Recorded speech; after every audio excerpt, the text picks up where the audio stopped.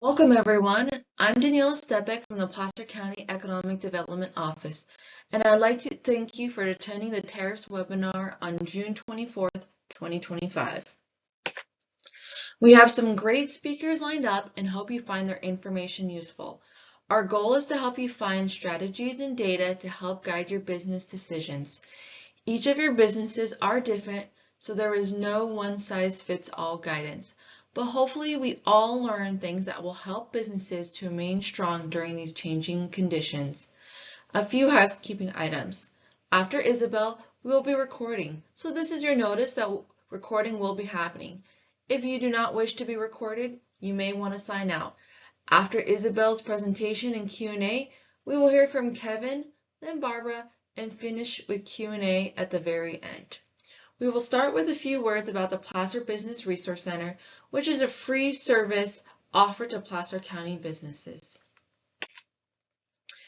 As mentioned, the Placer Business Resource Center provides free guidance and resources to help businesses of all sizes and industries get started or expand. Through one-on-one advising, providing regulatory connections, virtual workshops, and workforce development assistance alongside our partner, the Placer County Business Advantage Network, the Placer BRC can help you find or directly connect you to the right organizations to meet with, resources you may need, or educate you on various topics. Just so you know, tomorrow we are hosting a webinar on how to write a business plan led by the Small Business Administration. On July 9th, we'll hear from the Service Corps retired executives on QuickBooks for beginners. And July 30th, staff from the Secretary of State office will explain limited liability companies or LLCs. You can sign up on our website and also feel free to reach out to us at brcinfo@placer.ca.gov, call 916-770-8380, or visit us at placer.ca.gov /BRC. We will have Kevin Mather go next, and I'm going to pop up the presentation on the screen. All right. Can you guys see the presentation? Yes. Perfect. All right, Kevin. I'm going to do a quick intro here. So Kevin Mather is the International Program Manager, formerly the President and CEO with the World Trade Center, Northern California. I also took this from online. So in his former role, he led the strategy and execution of programs that support small and medium-sized enterprises in succeeding in international trade. He also oversees his team's implementation of the U.S. Department of State's International Visitor Leadership Program, a key initiative in citizen diplomacy. That might be a little outdated, so Kevin, if you want to give us an update, that would be great. Thank you. Sure. No, thank you very much. I appreciate being here. And Isabel, thank you very much for that fabulous introduction. What I'm going to talk about tonight is most of my career for the last 30 years has been in international trade with a heavy emphasis on exporting, but also understanding the complexities of importing. So tonight, the title I said is Lions and Tigers and Tariffs, oh my, and it's strategies for survival. So what I'm going to do is try to continue a little bit of the education that Isabel did, and then talk about a couple of potential strategies to deal with the uncertainty. And I think that is one of the key things that all businesses that we're talking to are really trying to figure out is, there's a lot of uncertainty, a lot of moving parts. And the question is how do we take and adapt to this and survive? I've talked to some businesses in Placer County that are pretty significantly impacted by the swings in the tariff rates. And so it is having an impact. So next slide, please. Go ahead. There we go. Yeah. So just very briefly, World Trade Center, Northern California. We're based here in Sacramento. We also have an office in San Francisco.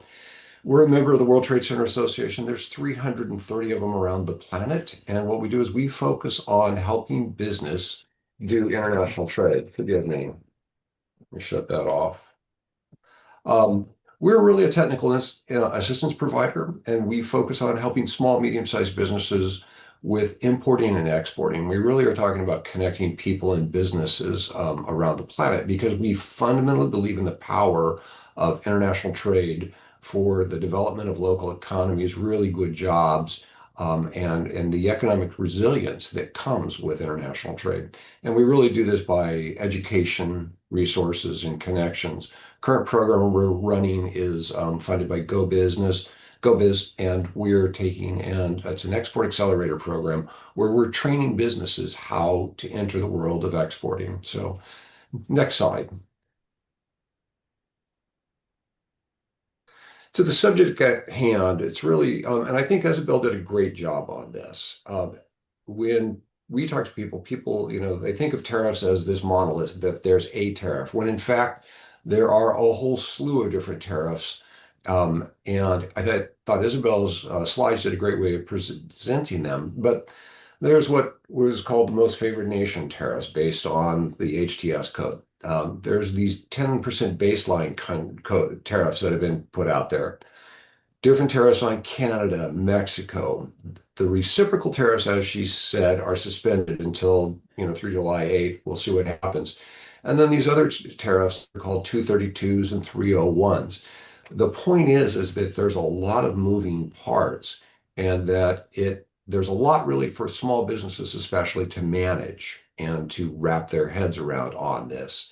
One of the companies that is in our current cohort for the export training program, they do import for their supply chain. And on their most recent import, there were 4 line items with different tariffs applied to the importation of product that they had. And so it is a complicated issue for small businesses especially, but for everybody. So the next slide. Part of the issue is that tariffs can be cumulative. And so you can have these 10% baseline tariffs plus other tariffs that were already existing or, that have been put in place. And so, for example, if they have a most favored nation and an MFN rate of 2.3% plus the 10% baseline tariffs, they're now paying 12.3%. And in some cases, they stack much higher than that. Not all tariffs are cumulative. And this is an area where you really have to have good outside expertise to help you understand what tariffs are cumulative and what aren't. And we'll talk a little bit more about that. But the takeaway from these 2 slides is that there's a whole lot of different tariffs that small, medium-sized, large businesses are dealing with, and that it's really complex and it's a moving landscape at this point in the game. So we'll go on. So the question is what can you do about it? And next slide, please. And I'm going to look at 2 different cases. One, it's you're importing product for domestic consumption. And when I say for domestic consumption, that could be that you're importing raw materials, you're going to manufacture the product here in the United States or include it into a product in the United States, but it's going to be sold into the US market. Or it could be that you're importing a finished good. It could be, we've worked with a small business that imports tea from Japan. And then they turn around and they resell it here in the US market. It could be companies that are importing raw materials for their domestic manufacturing and then for resale. And then the other case we'll look at is importing for manufacturing and then re-exporting those products. So we'll go on now. Next slide, please. So let's talk about, importing for use within the United States. And this certainly impacts a lot of small businesses. And I know that Barbara is going to talk about this as well on the supply chain management. Things to consider are you're going to have to look for new suppliers potentially from lower cost countries. And this may help to address the reciprocal tariffs. And then I'll also let her talk about what's called tariff engineering. And these are specific techniques where you can take and change the design of the product that you're importing to get a lower tariff rate.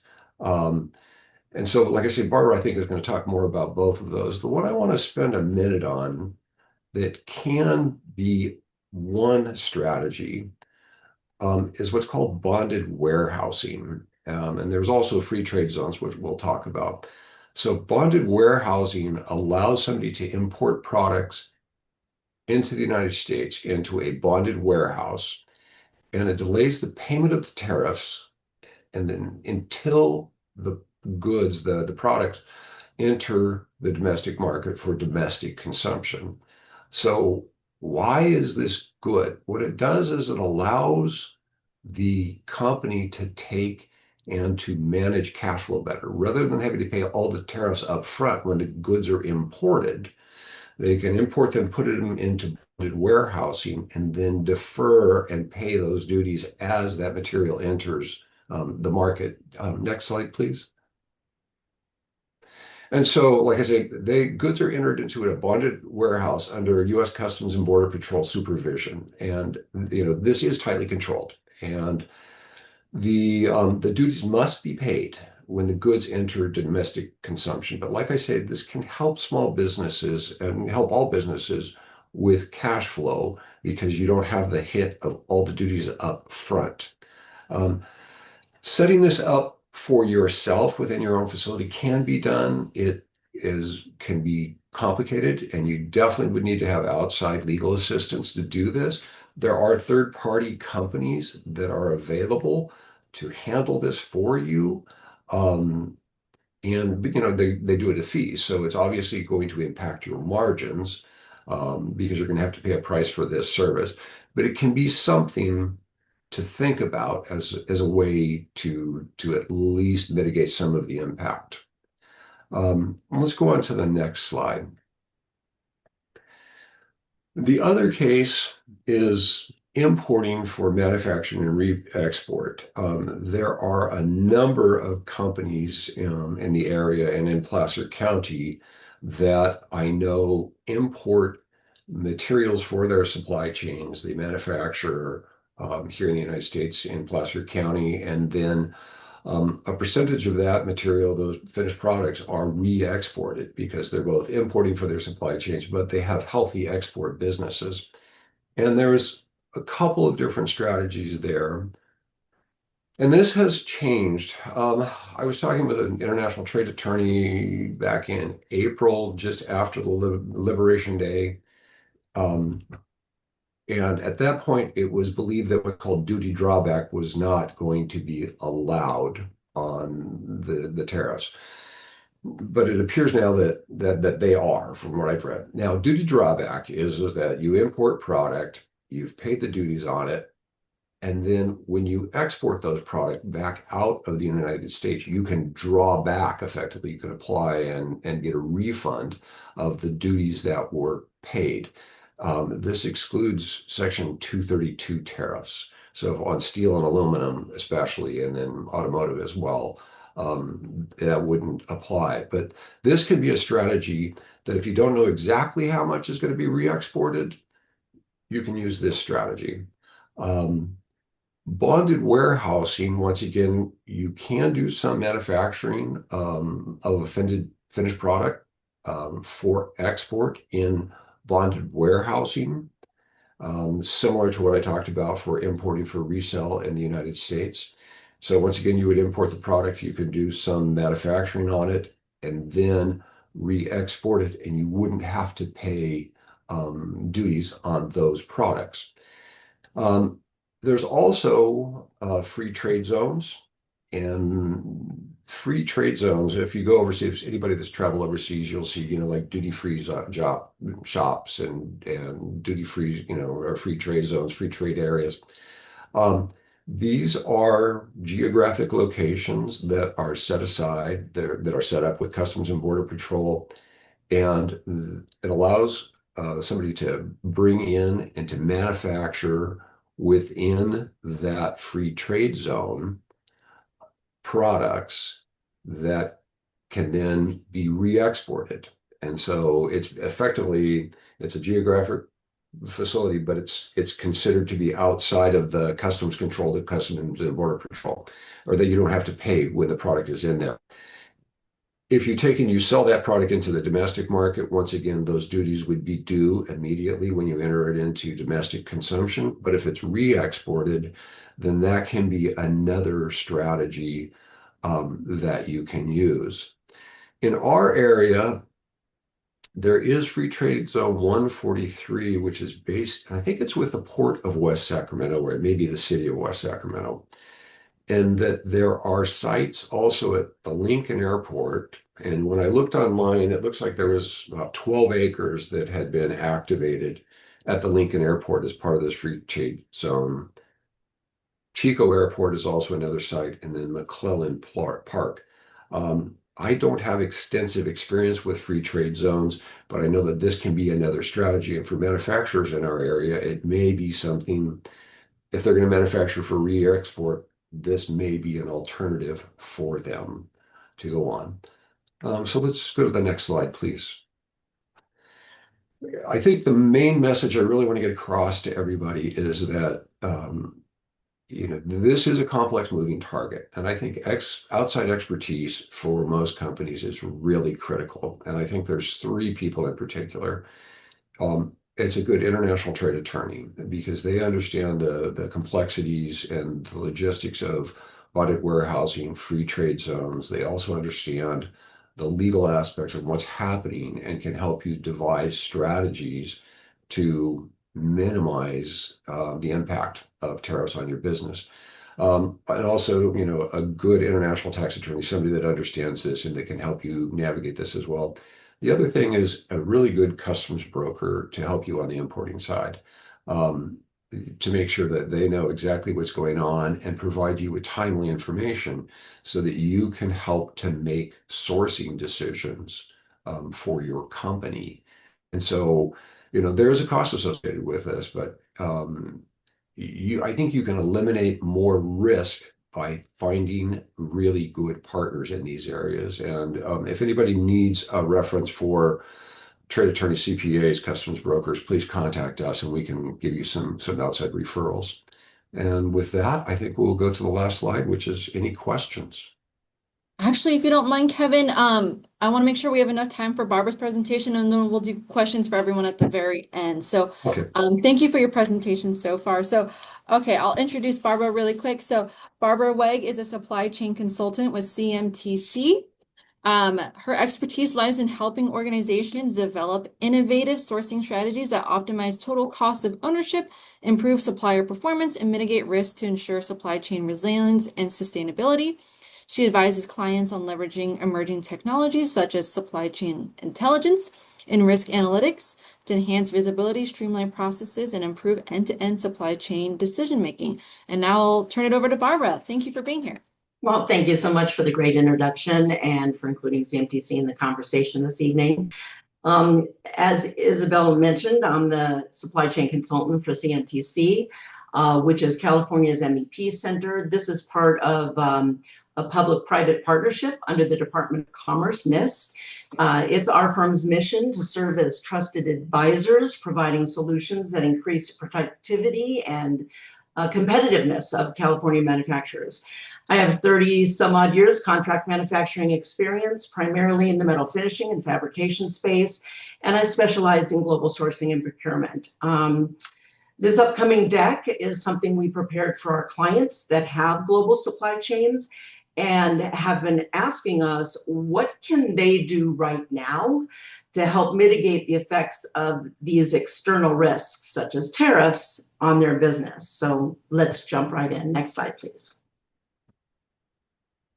So when we talk about supply chain risk management, or SCRM, we generally categorize risks into two buckets. So those that are internal risks and those that are external risks.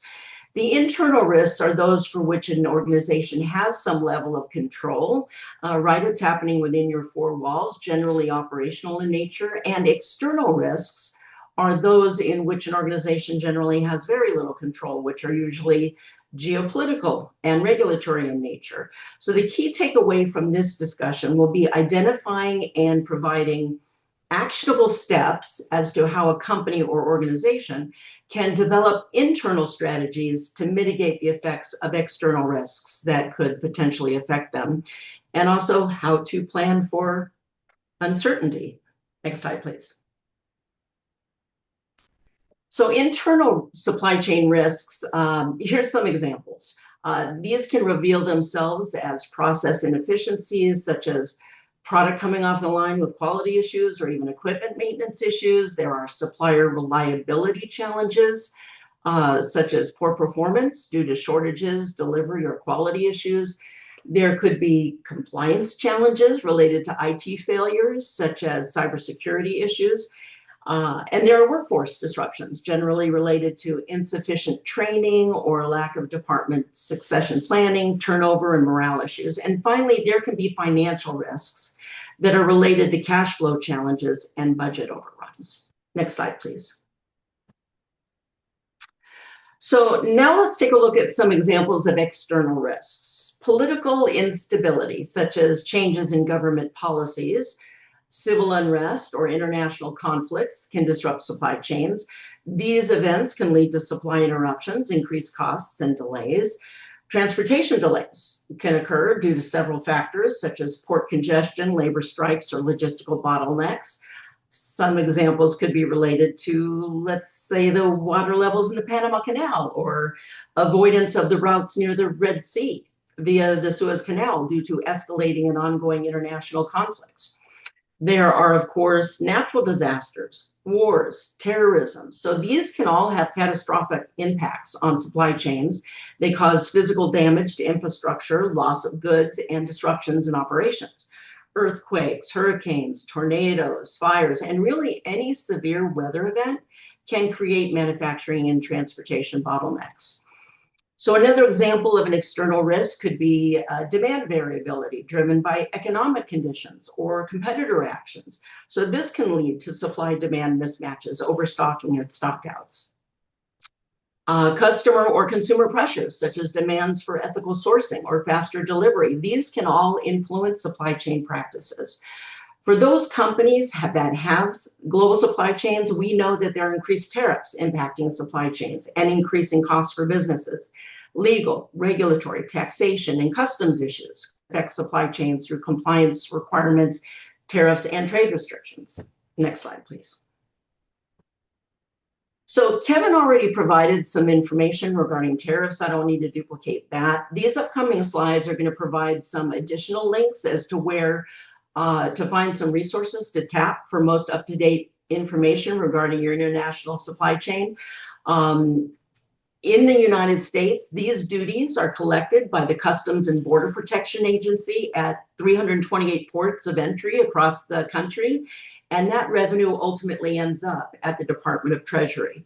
So almost every country imposes tariffs, and these rates are published in the Harmonized Tariff Schedule, and we're going to provide a link to where you can find that document. Next slide, please. Kevin mentioned tariff engineering, but I want to double down on the importance that importers understand their product's design and composition. So this is to ensure that you're paying the correct harmonized tariff schedule rate. This highlights the opportunity a company has on the R&D side to engineer and manufacture their products to import at a more favorable rate. So for example, if you're importing a metal housing assembled with wiring, it could potentially be more economic to import those items separately, each under a different HTSAS code, and then assemble them domestically. Next slide, please. So we suggest that your best resource to tap to identify the most up-to-date rates are consulting with the originating manufacturer, your freight forwarder, as Kevin mentioned, and your customs broker. That's the magic trifecta. If you have a good manufacturer that you have a good relationship with, a great freight forwarder or customs broker, they're really going to help you boots on the ground identify the correct rate for you. So here's an image that shows a picture of the front cover of the most recent harmonized tariff schedule as of yesterday. We're currently on revision 15, publication 5641. For those of you that have global supply chains, you probably know that, usually once a year, a harmonized tariff schedule comes out. You have one revision, you never look at it again. And here we are. This is the second revision in June, and we're only in June, and we have 15 revisions already. Next slide, please. Here are some of the resource links I mentioned that can assist importers with gathering additional information. The first link provides an overview and explanation of tariffs. Here, there's also a link to download a copy of the most recent harmonized tariff schedule. I just showed you the cover of that. In addition, there are links to assist you with finding a list of freight forwarders and custom brokers if you do not already have them in place. Next slide, please. So there's a lot of information here. I want to spend the bulk of the time on this. Now that we understand that we have no control over the external risks that we've identified, what can we do to mitigate the potential effects that these external risks have on our businesses? What plans do we have to put in place? So the first topic I'd like to discuss is supplier relationship management. So this is where you strengthen your current supplier collaboration by developing long-term partnerships, approaching risk management as a joint initiative, and make sure you have transparent communication and shared contingency planning. Your international supplier has boots on the ground in the country of origin. And if you have great communication channels established, they can help you think outside the box to problem solve. If you regard your supplier's services as strictly transactional, they may be less likely to offer assistance when an unexpected event occurs. Equally important in establishing a supplier scorecard program that outlines all the criteria for evaluating and monitoring your supplier's performance. Are they financially viable? Do they have a record of quality and regulatory compliance? Are they in a stable location? So once you've assessed a potential risk, you'll want to determine the likelihood of that risk occurring and then the impact that could potentially have on your company. Another strategy for managing external risks is to improve inventory management. Maybe a concerning external event has already occurred and you're hoping to quickly qualify another supplier. So we're suggesting in the meantime, and as was previously mentioned, that you front load your and increase your safety stock level, front load some of your inventory from your current supplier, thereby relieving some of the pressure to perhaps hop into a relationship with a new supplier before you're really ready. So another option to explore is vendor managed inventory systems, stocking agreements, blanket purchase orders, consignment inventory, and on-site managed inventory. And lastly, if you have one, utilize ERP, MRP systems to optimize your inventory management. Another strategy could be to take a look at your supply chain visibility from a technology perspective. Implementing real-time tracking and monitoring tools is a great proactive approach to ensure that potential problems are addressed before they impact users. You could also leverage AI and predictive analytics for risk forecasting as well. Blockchain for improved transparency and traceability. So this is where every transaction and interaction can be recorded on a distributed ledger that's accessible to all authorized participants in your network. And when we talk about resilience, it isn't just about systems and suppliers. It's also about people. Cross-training employees so they can step into multiple roles during a disruption builds operational flexibility and keeps things moving when surprises hit. Embracing remote and flexible work arrangements can also expand your talent pool and improve retention. And finally, investing in upskilling and reskilling initiatives ensures your workforce stays agile and capable of adapting to new technologies, tools, and processes. So a well-prepared team can often be your strongest line of defense when the unexpected happens. Cybersecurity is no longer just an IT issue, right? It's a core supply chain concern. Protecting your digital supply chain assets like ERP systems, supplier portals, and shared data platforms. This is critical to ensuring business continuity. Just as you assess your vendors for quality or delivery performance, it's equally important to evaluate their cybersecurity posture. A weak link in your supply base can easily become an entry point for cyber threats, and that can impact your firm as well. When it comes to managing supply chain risk, regulatory compliance is a continuous effort. Staying current on trade laws and regulations is essential, as Kevin mentioned, especially as global policies shift and evolve. A good starting point is developing strong internal compliance programs that are already integrated in your day-to-day operations. And these programs should be practical, regularly updated, and clearly communicated across teams. And then we're going to suggest that you connect with legal experts early that can help you anticipate regulatory changes, manage contractual obligations, and ultimately protect your business from costly disruptions.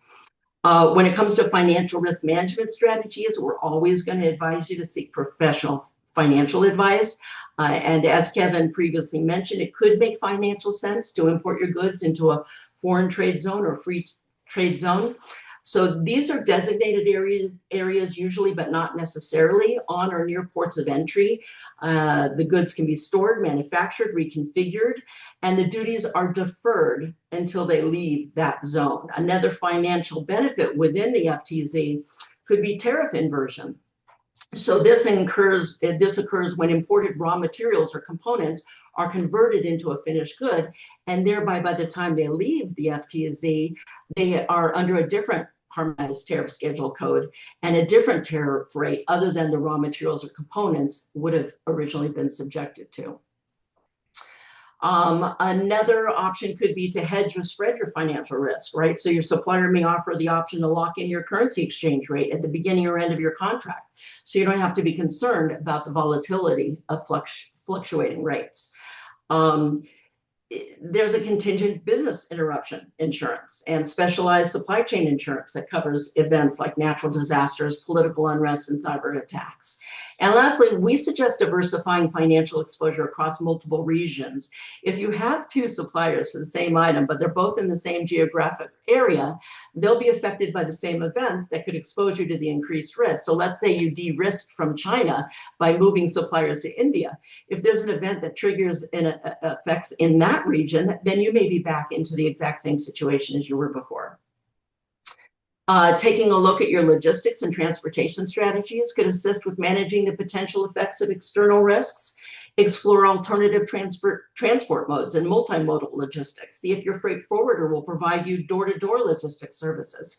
So you have one company combining different transportation methods to move your freight. They may be using dynamic routing, which uses real-time data and technology to adjust shipment paths on the fly. You could explore utilizing the services of a third-party logistics or 3PL firm that handles warehousing, inventory management, and order fulfillment. So those are just some of the strategies to help you manage within your own four walls those external risks we're subjected to. Next slide, please. So in summary, the only thing I think all of us now can say for certain is to expect and plan for uncertainty. Utilize your suppliers and professional resources, again, as Kevin mentioned, to gather as much information as you can. Execute dual or multiple pass strategies, front load inventory from your existing supplier at the same time, qualify new suppliers, reshore, nearshore, friendshore as you can. And most importantly, be flexible. If you try to plan and it doesn't have the desired effect, pivot and try something else. And that's all I have. Thank you so much for your time today, and I will hand it back. Okay, thank you, Barbara, for that presentation. And Kevin, thank you guys both so much. So now we'll take some Q&A. If you have any questions, feel free to drop it in the chat, put it in the Q&A function as well. And then while people are hopefully, oh, and we have a question from Gloria. I'll go ahead and read it. How small of a business will a bonded warehouse work with? And question is for Kevin. The 3PL providers have bonded warehousing will work with virtually any business. I think the real question is does the business have the margin, because there is a cost associated with that, having that 3PL handle this and to utilize their bonded warehousing facilities. And so it's really a question of margin. If a company's importing, we're working with a small business right now that's importing designer sunglasses manufactured in both China and Japan. She's got pretty healthy margins in her product. And so bonded warehousing may be an appropriate strategy for her because she's got enough margin to be able to absorb that cost and still be profitable. So I think it's going to be one of those it depends questions, Barbara, and they have to really do the financial analysis to make sure it makes sense for them. Great. Thank you, Kevin. Okay, so we have another one from Price. So not a question, but something we have been exploring with one of our suppliers is declaring eligible goods under the first sale for export FSFE regulation. If that's something either speaker knows about or can speak further to. Thank you for your time and expertise. Sure, yeah, I can speak to that. So quite often we don't know who we are actually buying the goods from, and quite often we might think we're buying it from a manufacturer, but we're buying it from a broker. And that broker has already built in a 50% margin or 100% margin. Some importers are really shocked. But because they're named as the originating manufacturer, you're paying tariffs on that. So there is a rollback, and I think, correct me if I'm wrong, this is what I'm addressing to your particular situation, is you are allowed to draw back to the originating manufacturer, and you do not have to pay tariffs on that increased broker's fee or price that they're putting on their purchase order. Great. Thank you, Barbara. Okay, so does anyone else have any last minute questions? We still have 3 more minutes. Okay, well, it doesn't look like any more have come in, so I just want to thank you guys both. Folks, we'll be sharing this recording out to you all very soon. Barbara and Kevin, is it okay to share the slides and everything like that directly with? Okay, great. Awesome. So if any of you have any more questions, feel free to email us at econdev@placer.ca.gov and we'll send them out to our panelists today. Just if you're, like me, think about things randomly in the middle of the night and like, oh, I had a great question. So feel free to email us and we'll pass it along. And then otherwise we'll send out this recording, and then we want to wish you guys a great night, and thanks again for attending and participating today. Thank you you. all. Thank you. Have a good night. Good night, all. Bye-bye. Good night.